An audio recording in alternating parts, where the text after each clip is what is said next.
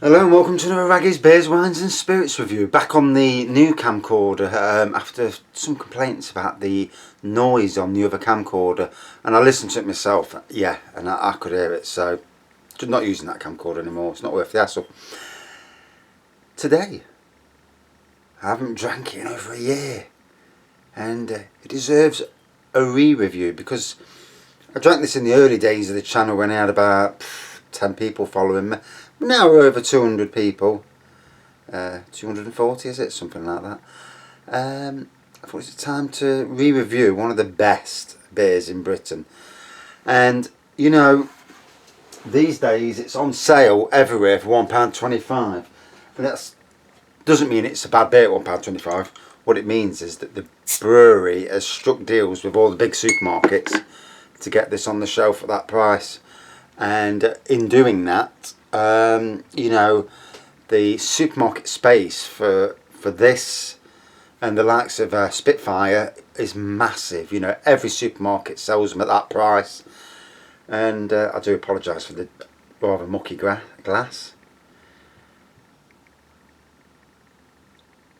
Yeah, so you know that's just the way it is at the moment. It's they've secured a good listing. I mean, yeah, it's £1.25, so they'll probably not make as much profit per bottle. But overall, you know, if you're selling 100,000 bottles and making X amount of profit, then in the long run it's a good thing. Oh, lovely malty aroma. Traditionally crafted, legendary ruby beer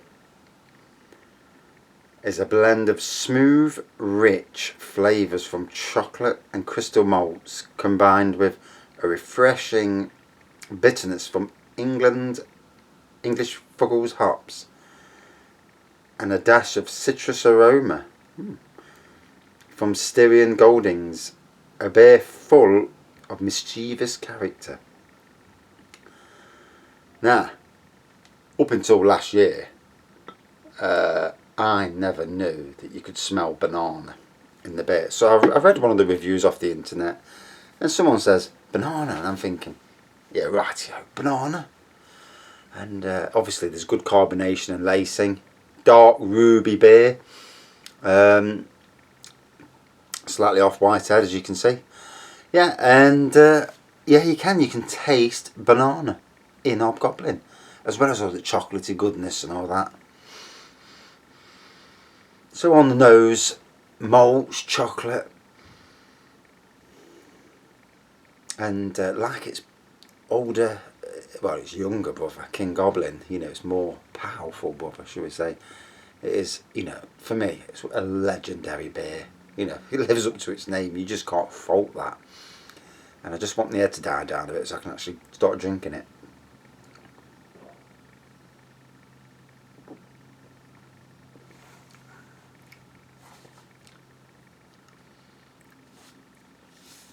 And today the temperature's dropped quite a bit. I mean, from this time last week when it was near 30 degrees, we're about 18 degrees now, and you know, you really can feel that nip in the temperature.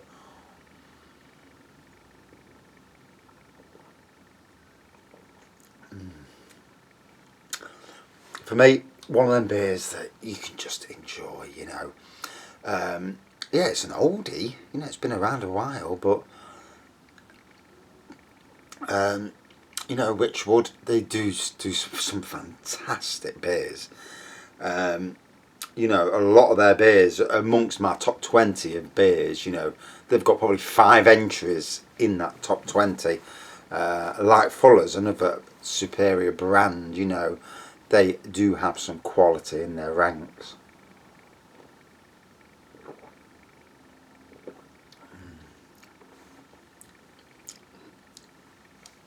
And yes, that taste of banana again.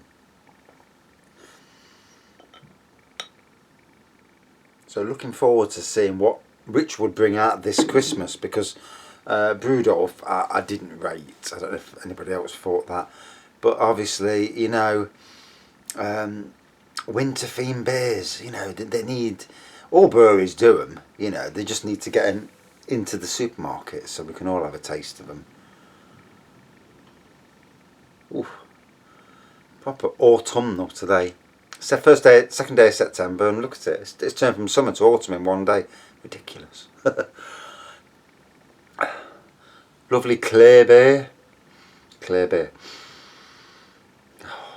A true beer drinker's beer. I think this is a sort of beer that a lot of the craft generation have, you know, inspired from. I know Punk IPA, they reckon that's like the beginning, but everywhere gets, you know, everyone, you know, that this generation, the last 6 or 7 years,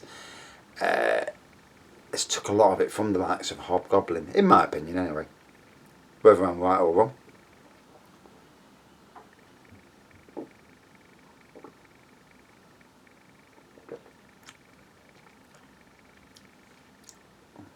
And that banana, until you know it's there, because like with any beer, you're tasting it, and you read reviews on the internet, you know, from the likes of Rate Beer or Beer Advocate, and you look at what people say and you think, I can't taste any of that stuff in there.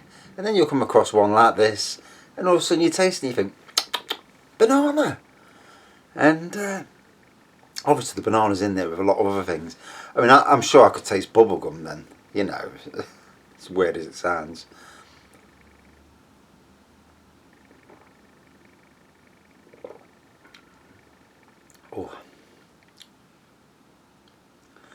Oh, it's just nice to be chilled out. I was got to work today, and I was not stressed last night. Not stressed at work. A little bit of 1 or 2 stressy moments at work, but nothing like my old job. And it seems, you know, that you know, you've always got that thing when you move jobs. Have you done the right thing? And I think on the whole, yeah, I think I've done it. Miss some people, but I don't miss a lot of them. But I miss certain people. But obviously, one needs to move on. You know, especially when you can see that a job's going to go downhill. You know, I mean, my old job may or may not go downhill, but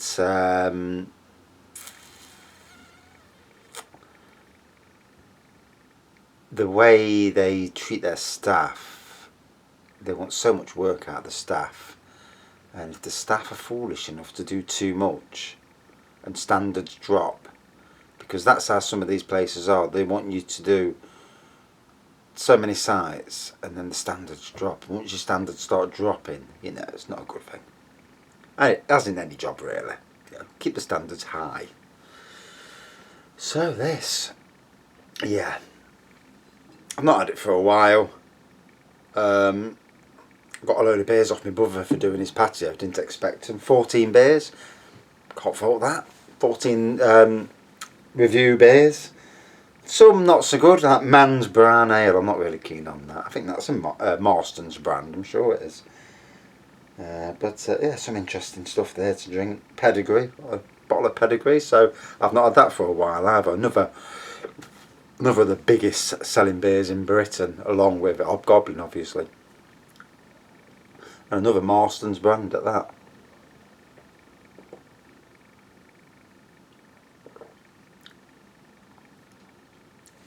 So then the chocolate comes in and out of focus. The banana does. It's amazing, you know. It's not as complex as King Goblin. King Goblin for me is one of the pinnacle beers in this country, you know. And across all, you know, I've done 700 reviews, you know, and I've drank a hell of a lot more than that over the years. And when it first came out, we was like at Sainsbury's, we was, oh, got to try this. And you know, you try it and you think, oh, that's beautiful. And obviously, it's like a Hobgoblin on steroids sort of thing, you know, like an Hobgoblin Reserve. And this to me, not quite as complex, but still lots of flavour, bags of flavour amongst it.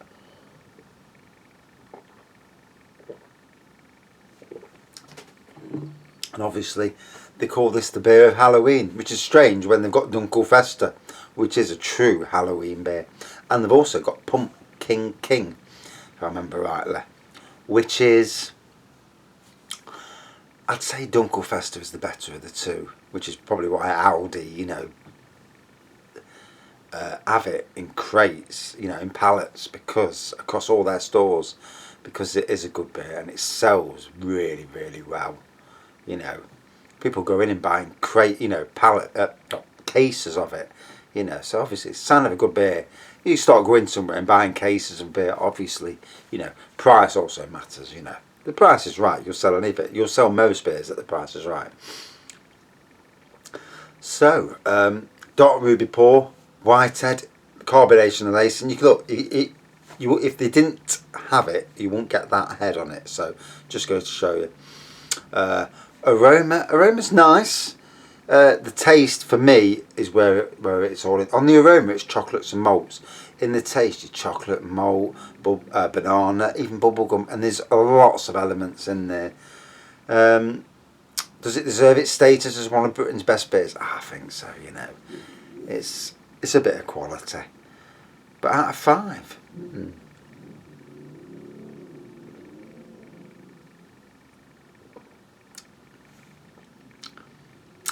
I'm going to give it a 4.4 out of 5. Whilst I still think it's a damn good beer, it's not quite top 10 material. And that's not me being horrible. You know, it's still a very good beer, but yeah, it's just missing out on that top 10 at the moment. Unless I drink it on another day and it tastes fantastic. But a very good pub beer, you know. You'll find it in a lot of pubs, and it's one of them beers. It's like a go-to beer, you know, because most pubs these days, the non-craft beer pubs, craft beer pubs that sell about 50 varieties, that's great, you know. But most other pubs, you know, they've probably got Carling, Foster's, Guinness. Guinness is always there, isn't it? And you may get 1 or 2 proper real ales and beers. And Hobgoblin is one of them which, especially the Beefeater pubs, you know, you'll get it in there along with Pedigree, which is good because Pedigree is nice as well. Right, that's it for this review. I'm going back in the house, it's warmer, and put some dinner on or something. Thanks for watching, see you soon.